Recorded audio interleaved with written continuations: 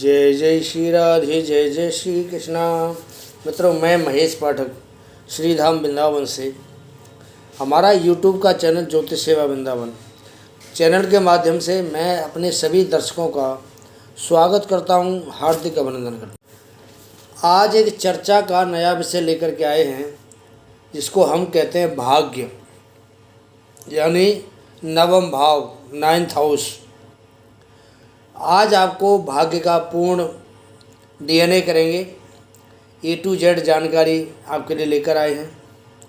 अक्सर आपने देखा होगा, जो लोग हैं वो ये कहते हैं हमारा भाग्य कैसा है, हमारे भाग्य में क्या लिखा है, हमारे भाग्य में तो भगवान ने अच्छा नहीं लिखा।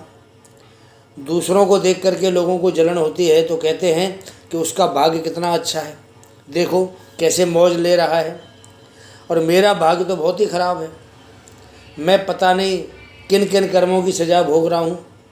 भाई, इस जन्म में तो मैंने कुछ बुरा किया ही नहीं, फिर मुझे सज़ा क्यों? परमात्मा मेरे साथ अन्याय क्यों कर रहा है? अक्सर आपने देखा होगा, ये कॉमन बातें हैं जो लोग अक्सर इन बातों को कई बार एक दूसरे के सामने कहते भी हैं। और दूसरी बात ये कि इन्हीं बातों का उत्तर जानने के लिए समाज के जो पंडित हैं, ज्योतिषी हैं, साधु सन्यासी हैं, यहाँ तक कि कई बार जो तांत्रिक होते हैं, लुटेरे, उनके पास भी ये लोग जाते हैं। नतीजा क्या निकलता है? 0/0। कारण आप ध्यान से सुनिए, ये वीडियो सिर्फ आपके लिए बनाया गया है, आपके कर्म के ऊपर, आपके प्रारब्ध के ऊपर और आपके भाग्य के ऊपर, आपके नवम भाव के ऊपर। वीडियो को ध्यान से सुने और ध्यान से ही इस वीडियो को देखें। अगर आप इन सवालों का, आपकी जो शंकाएं, उनका समाधान चाहते हैं, तो आपको सबसे पहले जो कर्म का विधान है उसको समझना पड़ेगा। देखिए, आप जो भी कर्म करके आए हैं प्रारब्ध में, पिछले जन्मों में, उसके अनुसार ही आपका भाग्य बनता है। आपको अपने प्रारब्ध का ज्ञान नहीं है, अपने कर्मों का कोई आपको अंदेशा नहीं है, आप क्या करके आए हैं। लेकिन आपकी कुंडली में बैठे हुए ग्रह ये सब जानकारी एक अच्छे ज्योतिषी को देते हैं। वो सब देख पाता है कि उन्होंने पीछे क्या कर्म ऐसा किया है जिनकी वजह से इनके भाग्य में रुकावट है, और इसके जिम्मेदार और कोई नहीं होता। देखिए, इसका जिम्मेदार हम स्वयं होते हैं। स्वयं जो कर्म आपने किया है उसका फल भी तो आपको ही भोगना पड़ेगा, अच्छा हो या बुरा, कुछ भी हो सकता है। अगर आपके प्रारब्ध के कर्म अच्छे थे, आपने पिछले जन्म में अच्छे पुण्य किए थे, तो आपको फल अच्छा मिलेगा, और अगर ख़राब थे तो परिणाम बेहतर कैसे होगा, ये तो आप खुद सोच सकते हैं इस बात। पिछले कर्मों के अनुसार ही आपके ग्रह आपकी कुंडली में होते हैं। परमात्मा ने उन्हें कर्मों के विधान से, जो कर्मों का परमात्मा का विधान है, उसके हिसाब से ही आपकी कुंडली में वो ग्रह बिठाए हैं, उनका स्थान दिया है।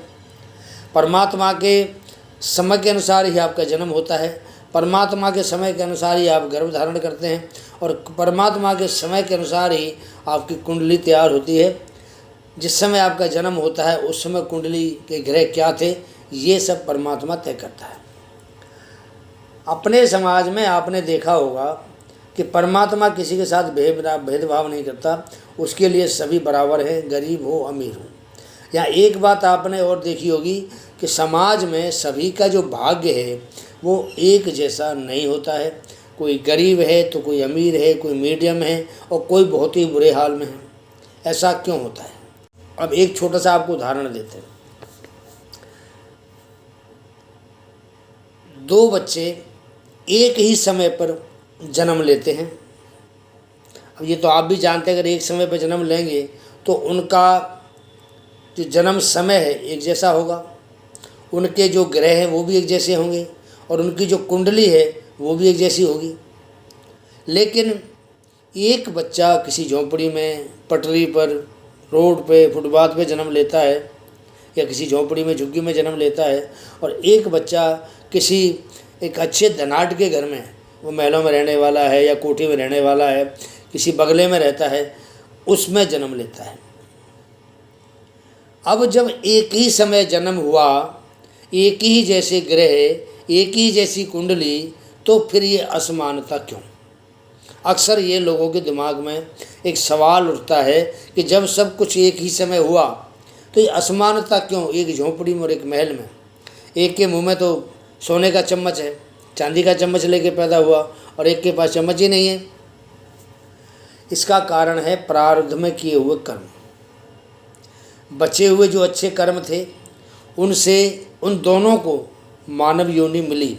उन दोनों ने कुछ कर्म ऐसे किए थे कि उनको 84 लाख योनियों में मानव योनि मिली।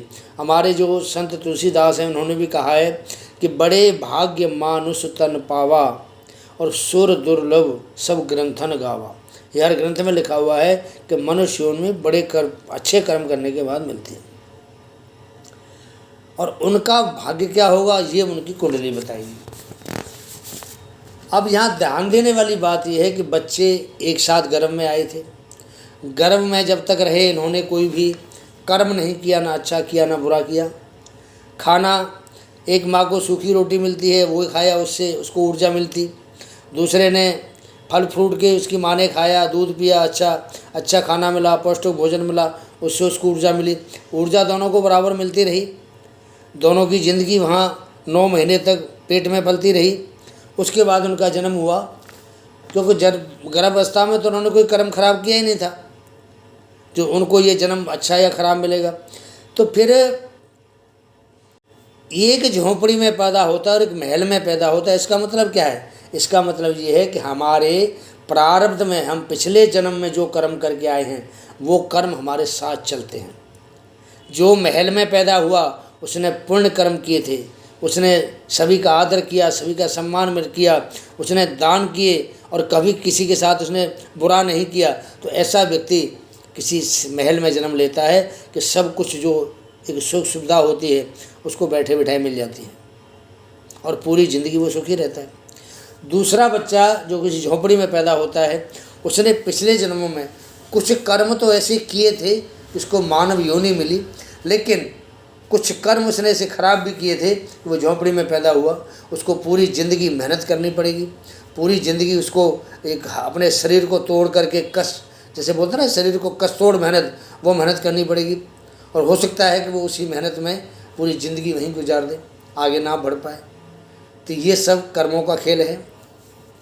या हो सकता है जो झोंपड़ी में पैदा हुआ है उसने किसी का हक मारा हो, तो इस जन्म में परमात्मा ने उसको हक नहीं दिया। ये सब हमारे कर्मों का खेल है। प्रारब्ध में हम जो करके आए हैं उसके अनुसार हमारा आगे का जीवन बनता है, उसके अनुसार हमारा भाग्य बनता है, उसके अनुसार ही हमारे मित्र, हमारे परिवार, हमारे संतान, हमारी पत्नी, हमारा भाग्य, हमारी विद्या, हमारे बहन भाई, सब हमें उसके अनुसार ही प्राप्त होते हैं। ये सब हमारे कर्मों का खेल है। कर्म आपने खराब किए हैं तो झोंपड़ी में भी जन्म लेना पड़ सकता है। कर्म आपके पीछे के अच्छे हैं तो आपको महल में भी जन्म परमात्मा दे सकता है। करते हैं भाग्य की कि काल चक्र कुंडली में भाग्य का जो मालिक और कारक है वो हैं देव गुरु बृहस्पति। इनको भगवान ने भाग्य का पदभार संभालने का एक अवसर दिया है और वही सबकी कुंडली में भाग्य के कारक हैं और कालचक्र कुंडली में मालिक भी बनते हैं। अब भाव को देखने का जो तरीका है वो तरीका ये है कि हमने भाग्य के भाव को देखना है, भावेश को देखना है, और भावेश के बाद उसका जो कारक होता है, यहाँ नंबर कोई सा भी हो सकता है आपके भाग्य में, 1 से लेकर 12 तक कोई भी नंबर हो सकता है। पहली बात उस नंबर का, उस भाव को देखना है, भाव क्या है, भाग्य भाव है। दूसरा उसका जो भावेश है, उसका स्वामी कौन है, वो कोई भी हो सकता है। सूर्य, चंद्र, मंगल, बुध, गुरु, शुक्र, शनि, इन 7 ग्रहों में से कोई भी उस भाग्य का मालिक हो सकता है। राहु केतु नहीं हो सकते, लेकिन 7 ग्रहों में से कोई भी उस भाव का मालिक हो सकता है। और उसका जो कारक है वो बृहस्पति ही रहेगा। हमने भाव को देखना है, उसके भावेश को देखना है और उसके कारक वाला जो ग्रह उसको देखना है, और उसके अनुसार ही हमने किसी के भाग्य के बारे में हमने प्रेडिक्शन करनी है। भाग्य के बारे में उसको बताना है कि तेरा भाग्य अच्छा है या तेरा भाग्य खराब है। भाग्य, भाव और उसका स्वामी बृहस्पति, इन तीनों की कुंडली में क्या स्थिति है, उससे ही हमें पता चलता है कि भाग्य कमज़ोर है या भाग्य प्रबल है। कमज़ोर है तो पिछले कर्म अच्छे करके नहीं आया, और भाग्य प्रबल है तो पुण्य करके आया है, भाग्यशाली है। अब भाव कमज़ोर है, भावेश कमज़ोर है या कारक कमज़ोर है तो आपका भाग्य प्रबल नहीं है। भाव कमज़ोर, भावेश कमज़ोर, कारक कमज़ोर, तो आपका भाग्य अच्छा नहीं है। आपने पिछले जन्मों में अच्छे कर्म नहीं किए, और भाग्य का लिखा या तो मिलेगा नहीं आपको, अगर मिलेगा तो पूर्ण रूप से नहीं मिलेगा। आप अपने भाग्य को नहीं बदल सकते हैं। भाग्य में जो लिखा आप मेहनत कर सकते हैं, और मेहनत का फल भी परमात्मा के हाथ में है। परमात्मा ने खुद कहा है, कर्मंडे बाद का रस्तु माँ फलेशु कदाच। तू कर्म कर, कर्म के अनुसार तेरे को जो भी अच्छा या बुरा है उसका परिणाम क्या है मैं दूंगा। तो हम अपने भाग्य को नहीं बदल सकते हैं। मेहनत कर सकते हैं, रोटी खा सकते हैं, लेकिन भाग्य को नहीं बदल सकते हैं। और अगर कुंडली में तीनों की स्थिति अच्छी होती है तो आप भाग्यवान हैं, आपको वो सब मिलेगा जो आपके भाग्य में लिखा हुआ। अब ये मैंने आपको भाग्य का छोटा सा डीएनए बताया कि हमारा भाग्य क्या होता है। अब बात करते हैं कि हम भाग्य से क्या क्या चीज़ देख सकते हैं। हम भाग्य से देखते हैं कि भाग्य की वृद्धि कैसे करें, वैभव हमें कैसे मिले, ऐश्वर्यवान हम कैसे बने, धर्म के कार्य में हमारी रुचि है या नहीं, अथवा प्रीति है या अप्रीति है। तीर्थ यात्रा देखते हैं, देवग्रह का देखते हैं, दान देखते हैं, धन देखते हैं, दया, तप, गुरु, भक्ति, पाप, पुण्य, चित्त की शुद्धता, लंबा और दूर का प्रवास, विदेश जल पर्यटन, पिता भाग्य से देखा जाता है। तीसरा पुत्र, पिता की बीमारी, पिता का व्यक्तित्व, और इसका जो प्रभाव होता है नवम भाव का वो हमारी जंघा पर रहता है, और इससे हम इन सभी चीज़ों का विचार करते हैं। बात करते हैं कि आपके भाग्य में कौन सा ग्रह बैठा है। देखिए, एक ग्रह के बारे में अगर हम डीएनए करते हैं तो बहुत लंबा एक सब्जेक्ट बनता है। यहाँ आपको सूक्ष्म रूप के अंदर, तो वैसे वीडियो बहुत लंबा हो जाता है, सूक्ष्म रूप में बताएंगे, और अगले वीडियो आपको एक एक ग्रह के हिसाब से बनाएंगे। पूरा एक ग्रह का एक वीडियो कि भाग्य में अगर सूर्य बैठा है तो क्या करेगा। यहाँ सूक्ष्म रूप में आपको बता रहे हैं। अगर आपका सूर्य भाग्य में बैठा है, स्वराशि का है, उच्च राशि का है, बली में होकर के बैठा हुआ है, तो जातक देव ब्राह्मण का भक्त होता है, सत्कार करने वाला होता है, सतोगुणी होता है, धनवान होता है, समाज में लोकप्रिय होता है, और राज सेवक होता है। ऐसे को राज्य से सहायता मिलती है, पिता से इसको बहुत सपोर्ट मिलती है, पिता का प्यारा बच्चा होता है ये, और यहाँ बैठ करके वो सरकार से भी लाभ लेने वाला होता है। बात करते हैं, अगर सूर्य निर्बल है, नीच का है या शत्रु राशि में बैठा हुआ है, तो ऐसे सूर्य को होने से जातक को पिता का सुख नहीं मिलेगा। ऐसा मनुष्य भाव बंदियों से भी अनबन रखने वाला होगा, दीन होगा, दुखी होगा, अशांत होगा, दम्भी होगा और भाग्यहीन होगा। नवम भाव में स्थित बलवान सूर्य जिंदगी में भाग्य को एक बार उठाने की कोशिश करता है। अगर वो मौका चूक गए तो फिर दोबारा सूर्य उसकी सपोर्ट नहीं करता। अगर आपके भाग्य में चंद्र देवता बैठे हैं, अब बात वही आती है कि चंद्र अगर शुभ हों, अच्छे हों, बली हों, तो ऐसा जो जातक है वो जनता में बहुत प्रिय होता है, धर्मात्मा होगा, धनवान होगा, सौभाग्यशाली होगा, मित्र बंधुओं से युक्त होगा, उनका उसको सहयोग भी मिलेगा, पुत्रवान होगा, देवताओं का, पितरों का भक्त होगा, स्त्रियों का प्रिय होगा, दानी होगा, और अनेक शास्त्रों को जानने वाला होता है, और समाज के हित में, लोक हित में बहुत से काम करने वाला होता है, और जलग मार्ग से प्रवास करने वाला तथा व्यापार के आरंभ में ही सफलता प्राप्त करने वाला होता है। और अगर यही चंद्रमा निर्बल हो या नीच का हो या क्षीण चंद्रमा हो तो जो कुछ आपको उपरोक्त जो चीज़ें बताई है उन सब के अंदर कमी करता है। तो ऐसा जो व्यक्ति है निर्धन होगा, मूर्ख होगा, धर्म के विरुद्ध चलने वाला होगा, अस्थिर बुद्धि का होगा। अब बात करेंगे मंगल की कि आपका मंगल अगर नवम भाव में बैठा है तो आपको क्या देगा। मंगल यार अपनी राशि का हो, उच्च का हो या बली होकर नवम भाव में बैठा हो तो जातक राजमान, राजा जैसा प्रभाव रखने वाला, अच्छी बुद्धि वाला और प्रारब्ध से मिली संपत्ति द्वारा धनी, गांव में सुख प्राप्त करने वाला, स्वतंत्र और सुधारक विचारों का होता है। वैद्य, इंजीनियर, सुनार, लोहार, आदि को अच्छा फल प्राप्त होता है।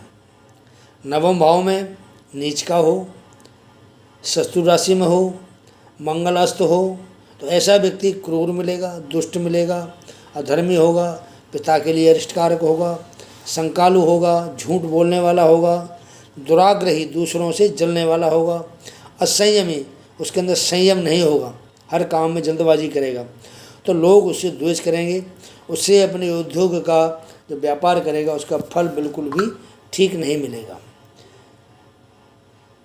इसके जो भी योजना बनाएगा उनमें कोई न कोई इसके लिए बाधा उपस्थित होगी। तो अगर मंगल नीच का है, खराब है, तो प्रभाव ठीक नहीं। बात करते हैं बुध की कि अगर आपका बुध नवम भाव में बैठा है, अगर बात वहीं आती है कि स्वराशि का हो, उच्च राशि का हो या बली हो, शुभ प्रभाव में हो, तो जातक बहुत बुद्धिमान, धर्मज्ञ, परोपकार करने वाला, प्रतापी, अपने जो दुर्जन होते हैं, खराब आदमी, उनको बस में करने वाला, धनवान होगा, सत्यवादी, ये जो कहेगा लोग इसकी बातों को फॉलो करते हैं। जो कह दिया, जैसे सरस्वती इसकी जवान पर बैठी है, ऐसा जिसका बुध नवम भाव में होता है ऐसे जातक होता है। विद्वान होगा, प्रवीण वक्ता होगा, अच्छा बोलने वाला, आनंद में रहने वाला, दानी, खोजी होगा और बुद्धि बहुत अच्छी होगी। खेल कूद में भी ये एक अच्छा इनको अच्छी वो होती है, एक समझ होती है, तो खेल कूद में भी ये लोग दक्ष होते हैं। और सबसे बड़ी बात क्या है कि ये व्यवहार कुशल होते हैं। लेखक, संपादक, शिक्षक, व्यापारी, ऐसे लोगों को जिसका बुध नवम भाव बैठता है, ऐसे बहुत अच्छा फल प्राप्त होता है। अब नवम भाव में अगर बुध अच्छा ना हो तो जातक अपनी बुद्धि का घमंड करने वाला, द्वेषी होगा, भाग्य मंदा होगा, धर्म की निंदा करने वाला होगा और इसकी माता को कष्ट भोगना पड़ता है। अब बात करते हैं गुरु महाराज की। गुरु स्वराशि में हो, उच्च राशि का हो, गुरु की 2 राशियाँ हैं, मीन और धनु अपनी राशियों में हो, कर्क राशि का हो या बली होकर बैठा हो, कुछ शुभ ग्रह गुरु को भी देख रहा हो, तो ऐसा गुरु जो नवम भाव में बैठा होता है, देव ब्राह्मण का भक्त होता है, धार्मिक होगा, तीर्थ स्थान में घूमने वाला होगा, सत्यवादी। ऐसा जो जातक है वो जो अपने बड़े सीनियर होते हैं, बड़े बुजुर्ग होते हैं, उनका बड़ा प्रिय होता है। तपस्वी होगा, भाग्यशाली, धनवान होगा और सभी शास्त्रों का उसको ज्ञान होगा, शुभ कर्म करने वाला होगा, पिता का भक्त, विद्वान, ऐश्वर्यवान, सदाचारी हो गया।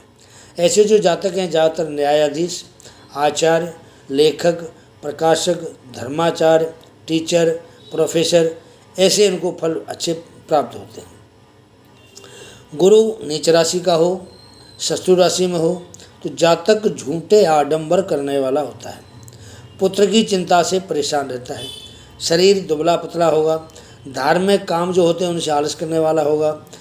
नवम भाव में अगर बलवान गुरु होगा तो 16 वर्ष में ही ऐसे जातक का भाग्य उदय हो जाता है। तो ये बृहस्पति की पहचान है कि 16 वर्ष की उम्र में उसका भाग्य उदय हो जाता है। शुक्र अगर किसी के नवम भाव में है, शुक्र स्वराशि हो, उच्च राशि हो, शुभ हो, तो ऐसा जो शुक्र है जातक को धनवान बनाता है, दानी बनाता है, धार्मिक बनाता है, परोपकारी बनाता है, उदार, भाग्यवान, गुणी, अपने उद्योग से, अपने कर्म से उन्नति करने वाला, देवगुरु का आतिथ्य सेवक करने वाला, अच्छे वस्त्र धारण करने वाला, राजमान, यशस्वी और स्त्री पुत्रों से युक्त होता है। उनका सुख उसको पूर्ण रूप से मिलता है। अभिनेता हैं, कलाकार हैं, गायन विद्या के जानकार हैं, ऐसे लोगों को उसका सुफल प्राप्त होता है।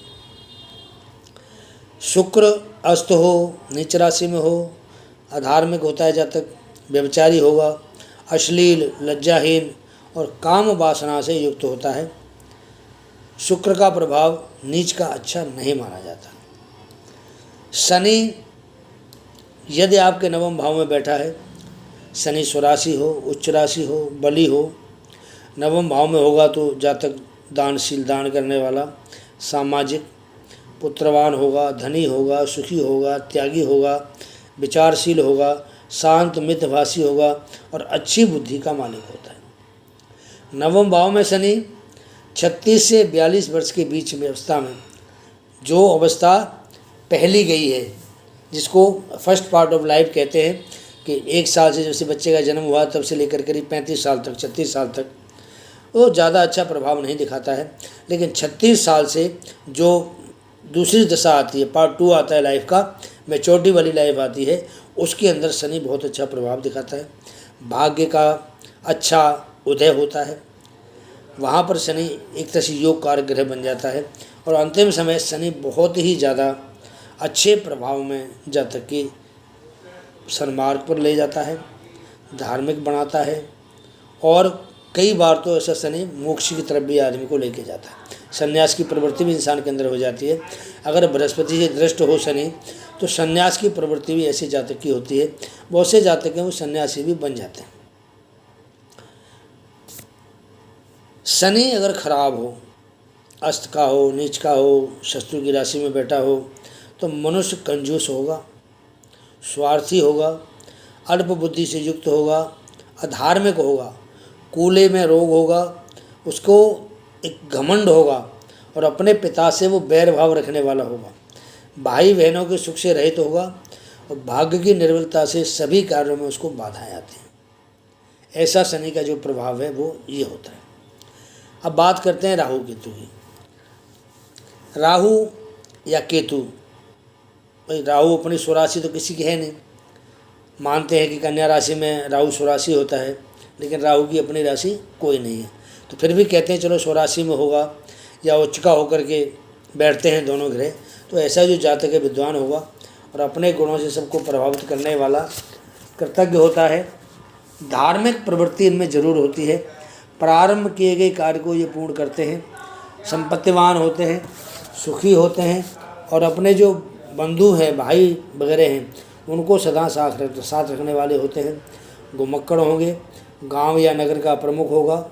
नवम भाव में बलि राहु केतु 42 वर्ष के बाद भाग्य को उदय करते हैं, भाग्य में उत्थान देते हैं, भाग्य को बढ़ाते हैं।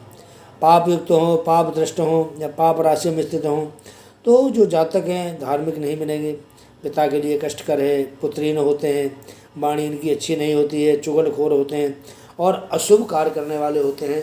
इसका प्रभाव कुंडली में ठीक नहीं पड़ता है। तो मैंने आपको अभी जितने हमारे ग्रह होते हैं, कौन सा ग्रह आपके नवम भाव में बैठेगा उसके हिसाब से आपको उनका फल बताया, सूक्ष्म रूप में बताया है।